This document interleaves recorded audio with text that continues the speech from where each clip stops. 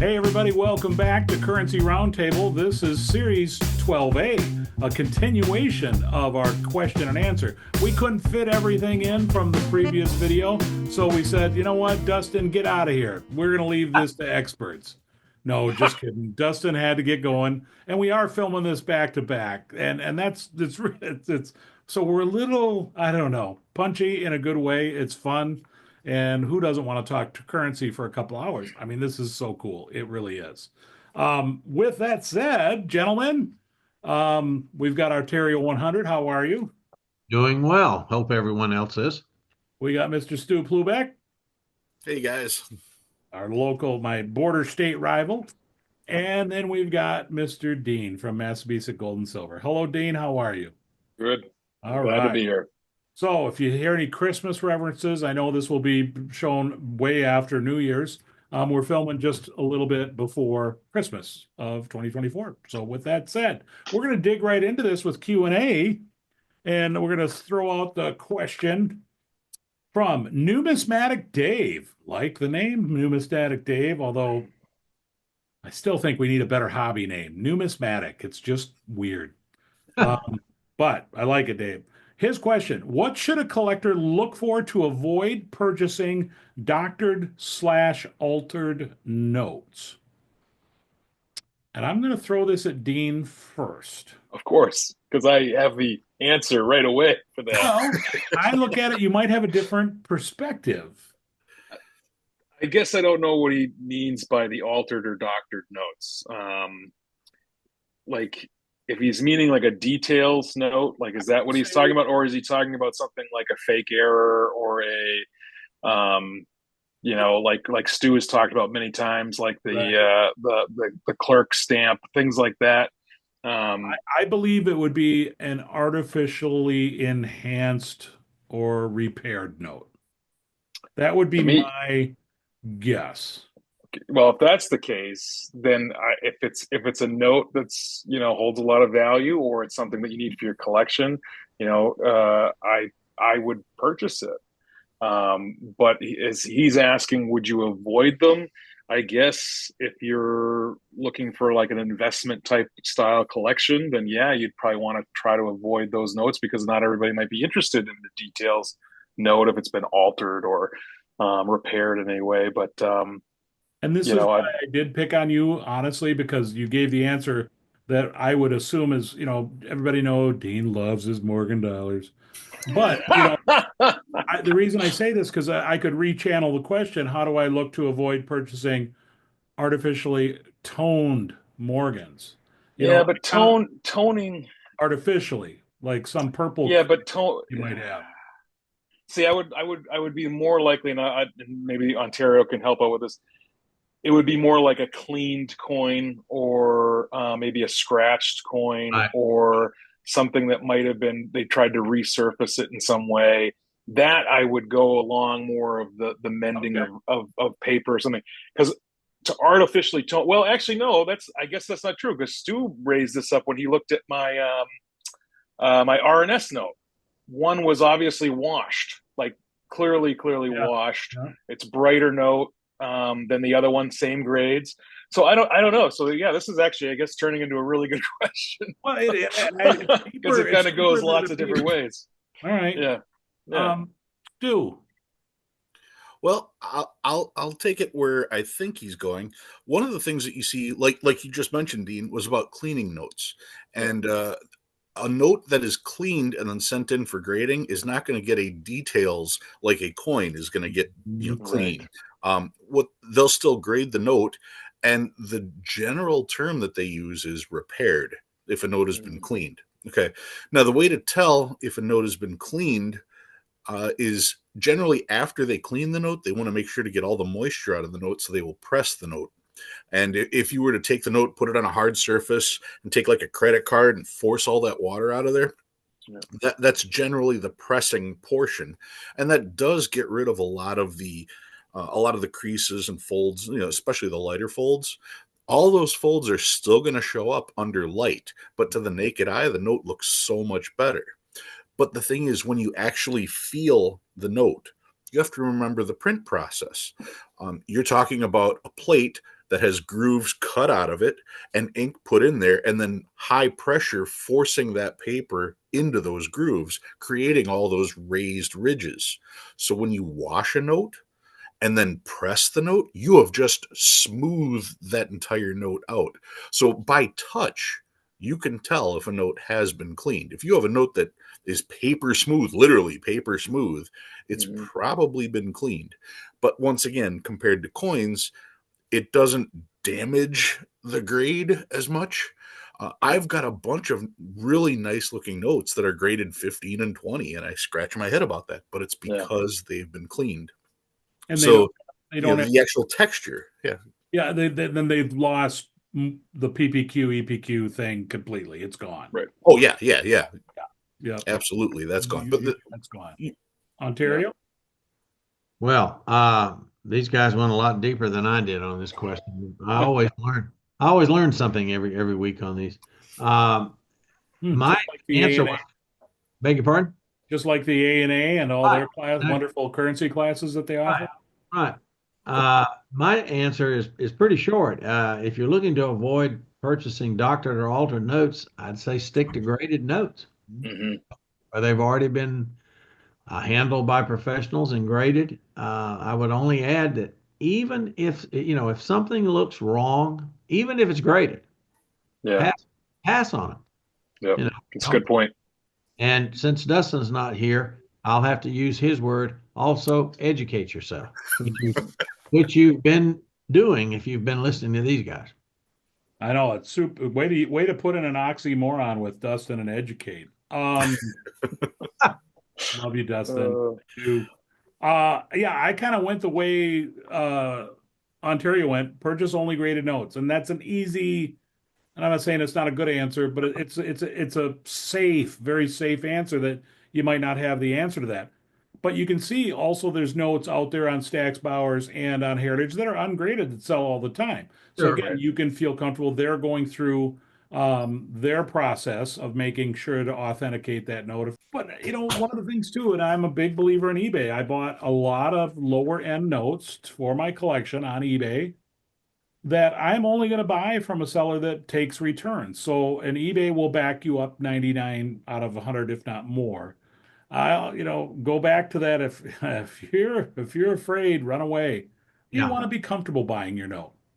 You don't want to sit there and wonder if that note is good or not. Cool. All right. So at the beginning, I should have done this, and Ontario this was his big idea, and I'm going to promote it right now and do something a little bit different. At least, we have a podcast going, and podcasts started. They're out there. All you have to do is search Currency Roundtable to get the channel, and we're uploading all the Roundtable podcasts on Amazon Music, iHeartRadio, Spotify, and Apple. So there you go. Enough of that info commercial there. Moving on to the next question. Timothy Brissett asks, I am both a coin collector and currency collector. The grading by the professional grading services is totally different in consistency between coins and currency. I think coin grading is more objective and currency is very subjective. Coins are pretty consistent from coin to coin in the same grade. Currency is not, based on the comments on the grades. A 20 note may have several comments, splits, folds, edge damage, etc. Another note of 20 may look a lot better and still be a 20. Do you agree? I want to jump in on this one first and say yes. And that's my answer. Stu. Okay. I'm sorry, it is. It is. I don't have anything to add to that.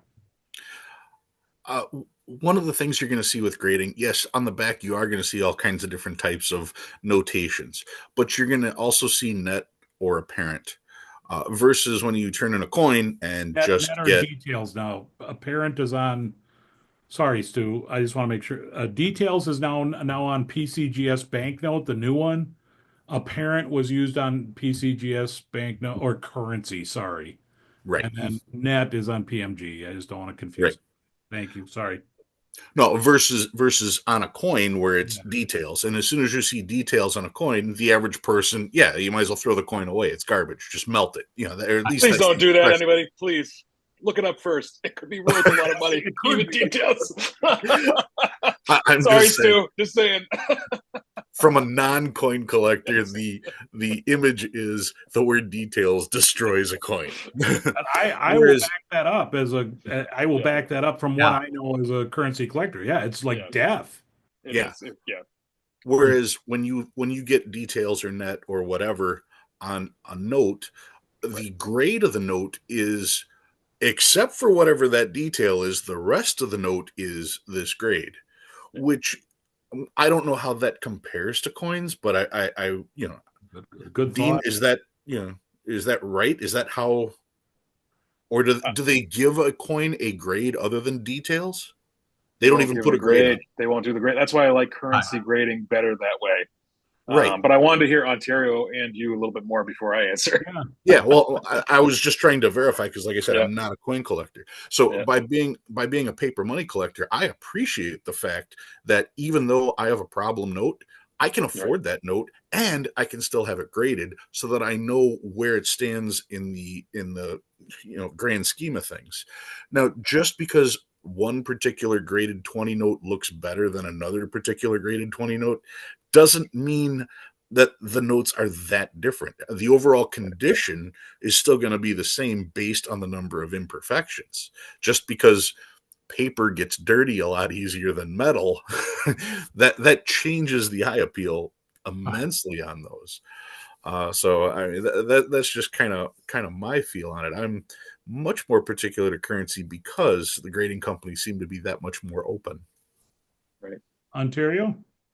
Well, just another great question. My answer is kind of focused on the second half of it, where he talks about a 20, without comments and a 20 with comments. The point I wanted to make was, at least for me, and we'll see, I'd like to hear what all of you think, but if you have two notes, one in each hand, and they're both common notes, like for a Black Eagle, for example, and one is graded 20 with no comments, and one is graded 20 with comments, the one without comment is worth more. Yeah. Just is. Yep. They can both be graded 20, but there is a difference when you try to sell them or buy them. Can I argue that a little bit right now, or do you want me to wait? Go ahead. I would say eye appeal was still going to reign king on that. Yeah. Well, at least for me. Yeah, eye appeal is important. Absolutely. But again, I'm strictly going by Everything being equal, Ontario, I 100% agree with you. well, Similar eye appeal versus similar eye appeal, I agree 100%. here's the thing, at least for me, and I'm coming from that coin background that Stu was talking about. And if I'll use my one coin analogy, the folks listening don't know Dan only allows us to use one coin analogy per video. We've had yours, Steve. So here's mine. Ones because he never talks. Yeah. If you and Dean can back me up on this. If you've got an 81S Morgan, which is a very common Morgan, and an MS63 slab, which is also a common grade, in one hand, and you've got an 81S Morgan in the other hand, and it says uncirculated details, that's not the same thing. Right. Which is kind of what we kind of sort of hit on that. But I wanted to make that point clear that just because the grade on currency, going back to currency now, it may be the same, you've got to check those comments because when you get ready to sell them, that becomes a problem. When I'm buying anything, if it has a comment on it, this is just me, I think 2 grades lower. If it's a 20 comments, I try to buy it at a 12 price. If I can't, I generally move on. That's just me. I'm not saying that's what everybody needs to do. That is part of my pricing, I think, built into me. I'm not 2 grades lower. I could be. Well, it also depends on the comment. Yeah. Also. I mean, I'm going to discount that right away. But I mean, like, to be afraid of, the question is about grading. Do we say yes, yes, yes, I agree. But they are 2 different worlds. I mean, they really are. You can't compare a scratch to a fold. Right? I mean, that's true. Coins, it kind of either is there or it's not there. Now, one last thing I would like to say with there are exceptions to everything, and in currency, if the note is extremely rare, Right.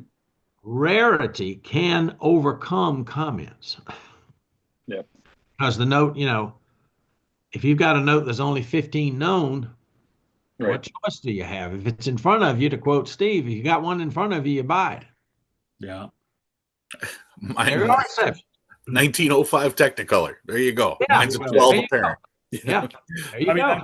this is me. I'm about, I just literally got my PCGS. I submitted 9 banknotes, just got them back literally today. 4 came up with a straight grade. I can never do this right, which is great. I cannot, left, right, whatever. But I sent in, and I had a feeling that each one of these, 5 of them came up with details.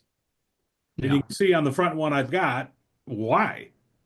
But it's like that's affordability combo, I appeal combo. I'm willing to do that. I bought all of these notes raw, yeah, and I really wasn't concerned about grade. The reason I got them graded was to get them. They're all valuable to me notes. I think I could sell them and do whatever. I don't plan on doing that. But yeah, I mean, I get that it's very subjective. A right. good answer too that I received about this is that the paper is different. It keeps changing over time. So how can you grade a 1953 $2 bill to a 1862 legal tender $2 bill? Right. It's different paper. Are they more lenient with national banknotes? Have anybody ever heard that? I have heard that in chatter out there. They are more lenient with colonials and Yeah, continentals. what? Yeah, no. Yeah. But no system is perfect. Anybody else have anything to add on to that? I do, and I'm having trouble formulating my thoughts.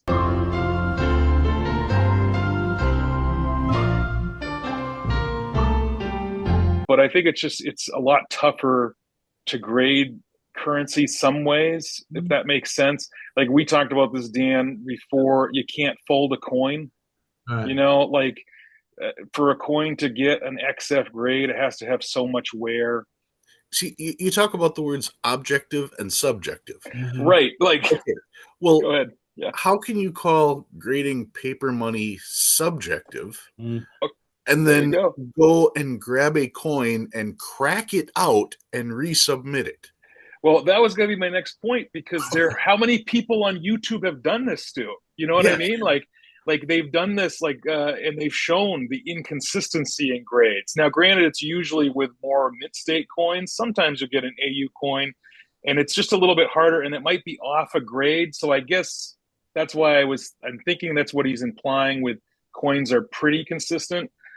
But that's still, I don't know. It's so, I don't know. It's a weird thing.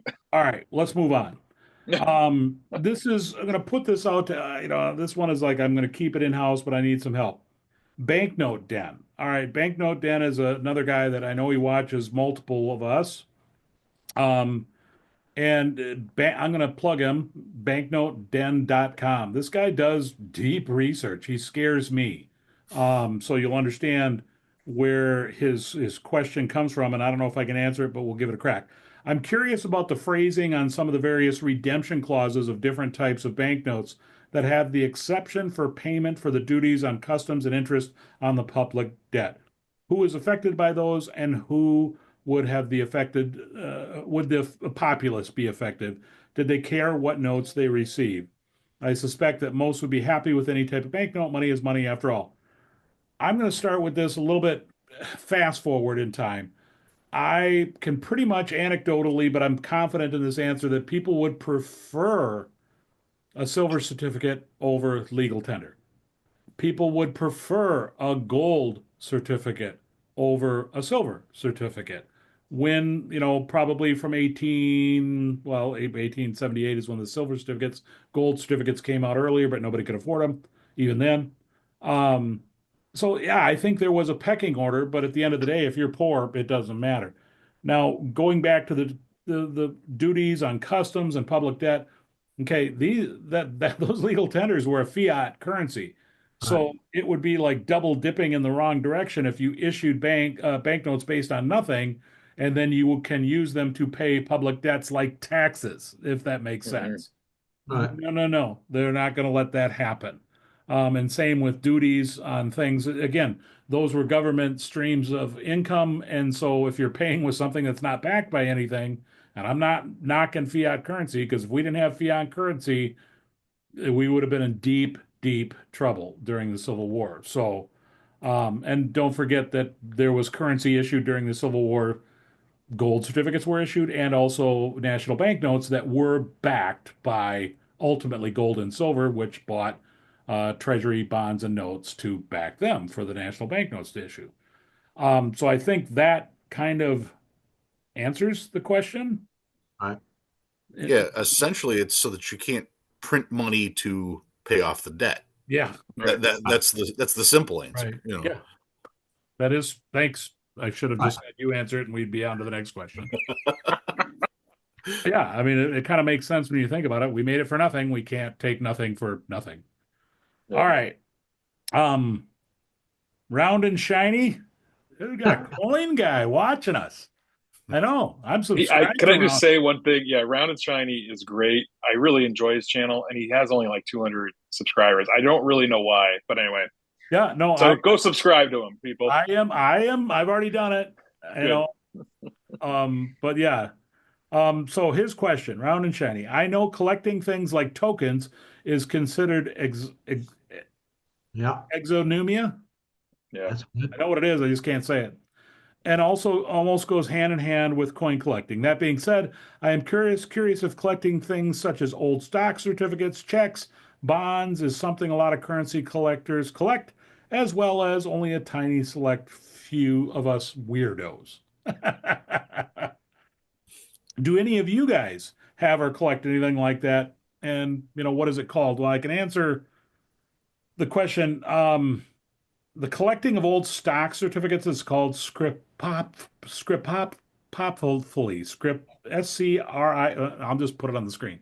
Scripophily. That's what it's called. So that's when you hear, a cousin of obsoletes, you'll hear it as scrip without a T because there's no T. That's a specialization. I got to shout out Junkman Silver because he, and again, nobody's watching him, but you're missing out because he's got the bizarre. You're a weirdo, Junkman, and I like it a lot. In a good way. In a good way. Right. He collects ephemera, which is Mm-hmm. collectible memorabilia, typically written or printed, that were originally expected to only have a short-term use, like paper-based printed items, including menus, ticket stubs, newspapers, postcards, posters, sheet music, stickers, and greeting cards.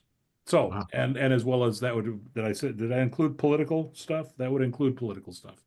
Ephemera. So I do, me and Ontario do this. I mean, I'll try to find a postcard. I'll try to find. I know I'm doing another ship video that I've got a stock certificate that I'm going to use. Two stock certificates actually, just to enhance the collecting. It enhances it for me. So Yeah. it's kind of cool. National banknotes. You can, I'm going to turn it over to Ontario right at this point. Well, I was just going to say, I wouldn't say I collect it, but Oh. if I come across a piece when I'm searching for a note, I'll pick it up if it's not too expensive. I think it adds a lot of depth to people's. Absolutely. I wouldn't go overboard with it because something like that, you're pretty much, you're going to have to keep it. Yeah. Yeah. Yeah. Yeah. Uh, I've done. Yeah. So don't overpay for it. And for me, I try to keep, under $10. That's just fun. But I that's think it my number. enhances the note. I talked the post. Yeah, absolutely. Absolutely. And Dean, your video is the king of ephemera. And Yeah, my national banknotes, and I still pick up like even matchbooks that say Wilton National Bank. I missed out a few years back on a beautiful bank. It was a penny bank of the bank itself. That sold for a lot of money though. That was like 300 some dollars. I lost out on that one. But yeah, like the calendars, the checks, the postcards, everything for the bank that goes with the banknote, I think is awesome. And if you can do that, then yeah, I think as Ontario says, it adds to the story. So yeah, really good stuff. Steve, I've got one or two stock certificates that I've got, but I've got $1,000 CSA bond, and I've got a $500 CSA bond that still have some of the coupons on there. And so when I'm putting together my CSA stuff, I kind of keep that together. Good answers. Fun. Good question. Good answers. All right. I'll get into the maybe a little bit nuts and bolts. Grim tactics. Do you consider the paper currency collecting hobby to be either one, collecting, two, investing, or three, both? Let's start off with Stu. Well, I think the cop out answer is both. That's the cop out answer. Truth be told, Why? Come on. I am not an investor. I don't know anything about investing. You buy stuff, you hope it goes up in value. I buy stuff because I think it's neat. I know that the stuff goes up in value. I've watched some of the stuff go up in value. I like to buy it at what I consider good prices, and you guys have seen some of the prices I've managed to find stuff for. Uh, to me, that's part of the fun. I'm sure eventually I'm going to sell my stuff, but I don't know when that's going to be. And I would love to believe that my stuff is going to go up in value.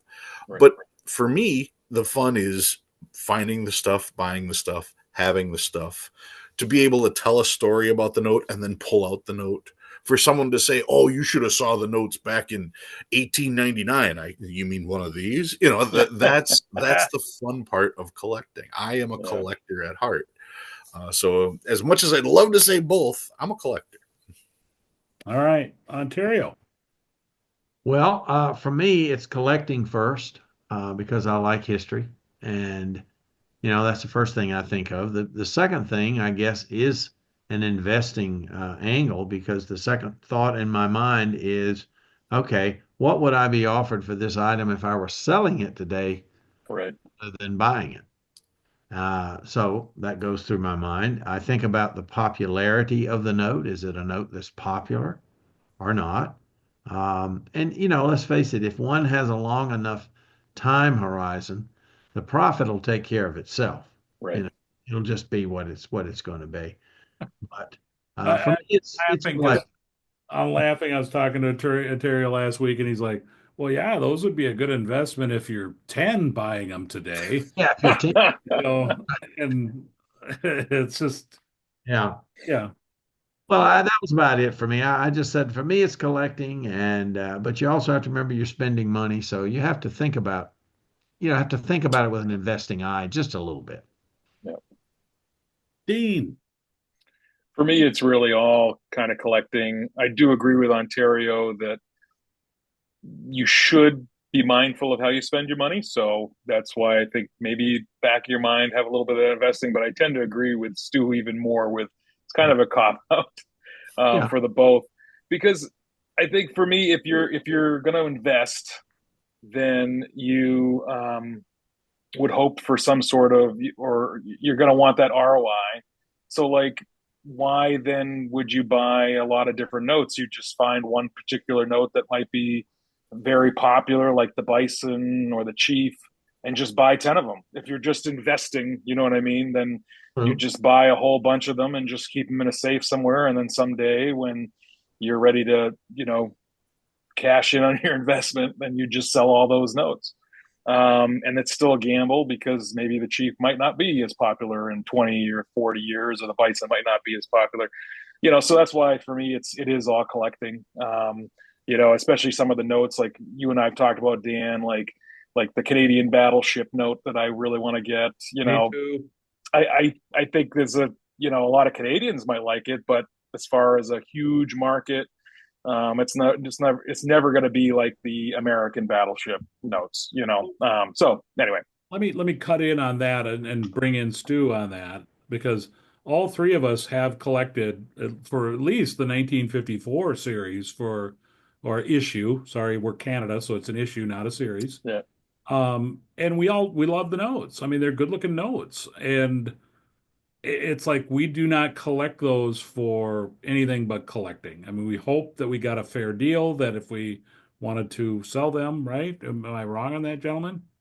Oh no, I have those. Yeah, like you said, not for what they're worth, but for what they are. Yeah. yeah, I guess that's a real good way to put it. But we Yeah. should also chime in here. Collecting as an investor is not a bad thing. We're not saying that nope, No. in any way at all. But it's different.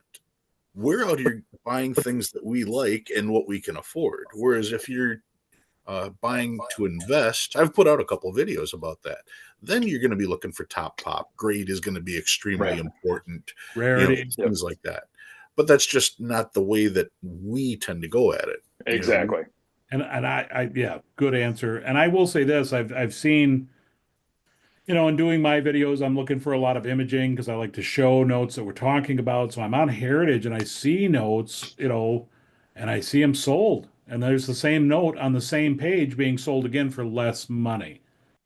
All right, the Rickster 29. He submitted the same question to all of us, by the way. He was determined to get an answer. He was. All right, it's a good question. Regarding national banknotes, what would a bank need to deposit to fulfill the requirements of the U.S. Comptroller at the U.S. Treasury to receive a charter to issue national banknotes? So I did the research on this. The banks would be required to purchase with hard currency, most likely gold, after 1863, possibly gold certificates, bonds and or interest-bearing bonds. In return, the local banks would earn the interest from those bonds just like anyone else and could then issue up to 90% of the value. So that's what they would have to buy and that's what they would have to purchase that with. Kind of goes back to the duties and the legal tender thing. It's like, yeah, we need hard currency to buy those bonds, right? In turn, we give you the bonds, you get the benefit of that interest.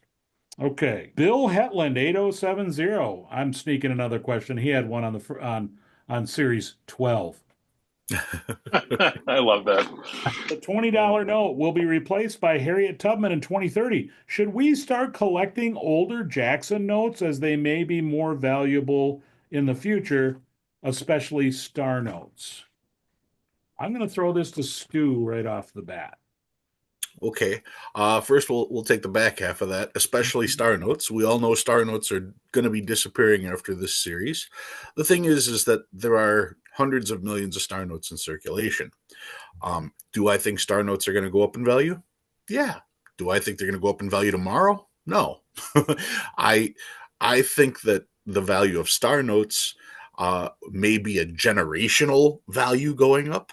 I think the closest comparison we can make is looking at web notes from 1988A, 1993, and 1995. You want to talk about a limited production run that is now 30 years old, that is now finally $15 to $20 a piece? Okay. So are you telling me that maybe in 30 years, star notes are going to be in that $30 range, $15 to $30 range? Fine. That doesn't do me any good now. But as far as the 20s go, the 20 is one of the most circulated notes that we have. They are not rare by any stretch of the imagination. I don't foresee anyone. I don't foresee a lot of demand in those in the future, just because it is a very easy denomination for any of us to set one or two of them aside. And if 1% of the population started to do that, that would be millions of notes being set aside, and there isn't a whole lot of value for millions of notes. Ontario. Yeah, you guys have pretty well covered that. I don't have a lot to add. I agree. If saving something like that now would be generational. I wouldn't look for any profit in it for decades. Yeah. It would be something, if you like them and you want to just keep a couple of them, that's fine. Maybe leave them to your grandkids. They might be able to live long enough to make a few dollars on them, not a lot. Yeah, right. That's your 10-year-old investment. Yeah, well, yeah. Dean. Well, I read it a little differently. Rather than out of circulation, I wonder if he meant because he says, should we start collecting older notes, older Jackson notes? And maybe if you want the graded older notes, especially if they are star notes, they're not going to be making any more Jacksons after that year. So maybe they'll go up in value. I don't know. Or maybe they'll become more popular because they're not printing new ones, but I don't know. I would. You could have a short-term bump. Yeah. What's that, Ontario? I'm sorry. You could have a short-term bump. I hadn't thought of that till he was saying that. Yeah, maybe. Yeah, it's tough to say. The monochrome series, big heads. Yeah, that was a very short run of a series for modern times specifically.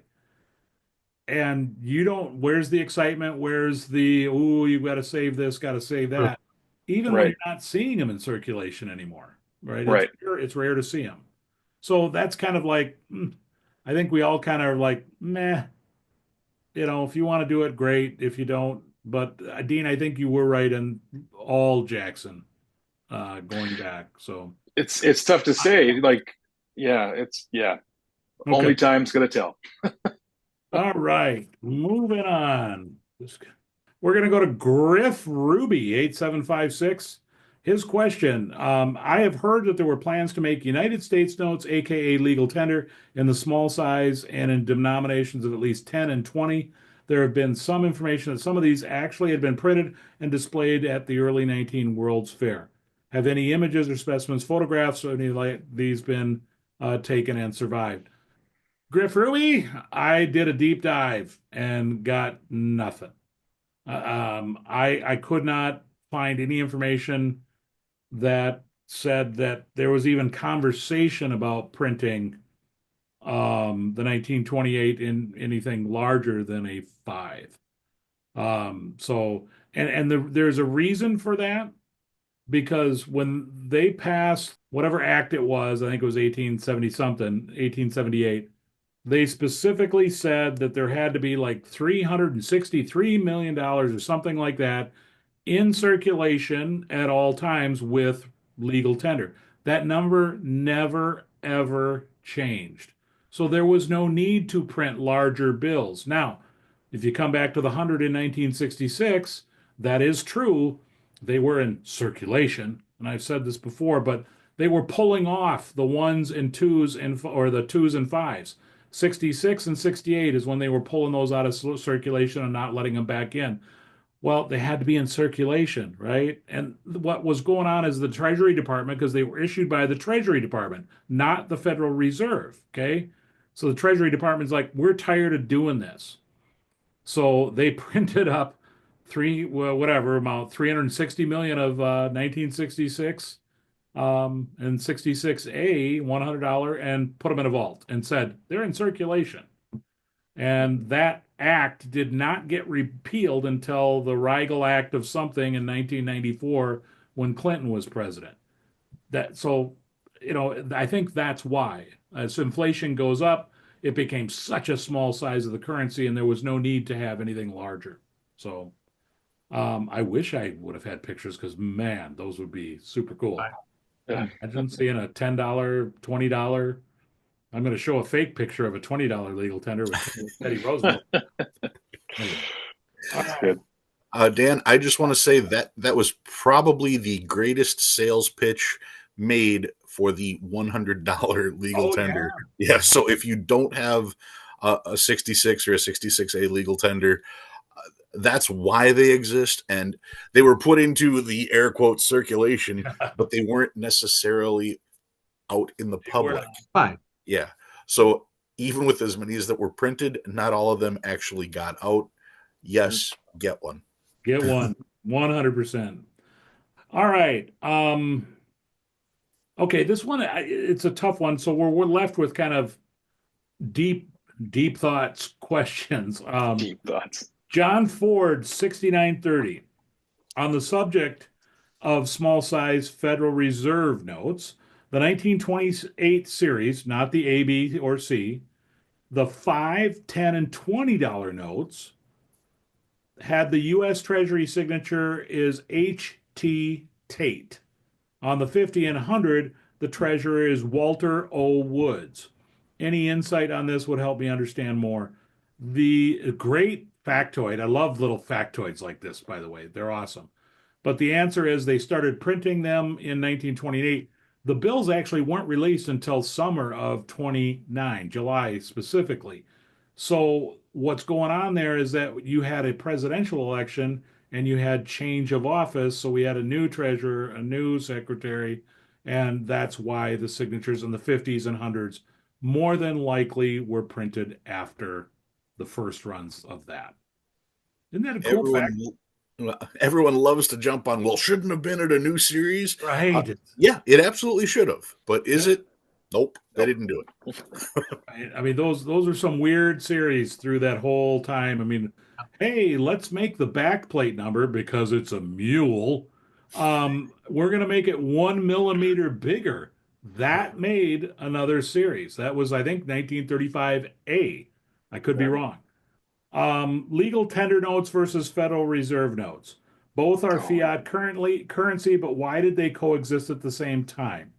I'm going to answer that question first. 1914, that they existed at the same time. Key 1914 Federal Reserve notes, as well as 1928's, by the way, were backed by 40% gold until 1933. So they weren't a true fiat currency. They weren't 100% backed. And it goes back to just the simple laws. We run into it, when you hear the panic of 1893, the panic of 1907, those are really recessions. And 1907 was really a bad one. With that said, the government reacts, legislators react. And so they create new legislation to play games. Federal Reserve banknotes, 1918, great story behind that. Let's sell England a bunch of silver and make a ton of dough off it, by the way, and then go, oh, we don't have anything to back our silver certificates. Well, they pull all the silver certificates in and then issue Federal Reserve banknotes. That's why the ones and twos came out like that.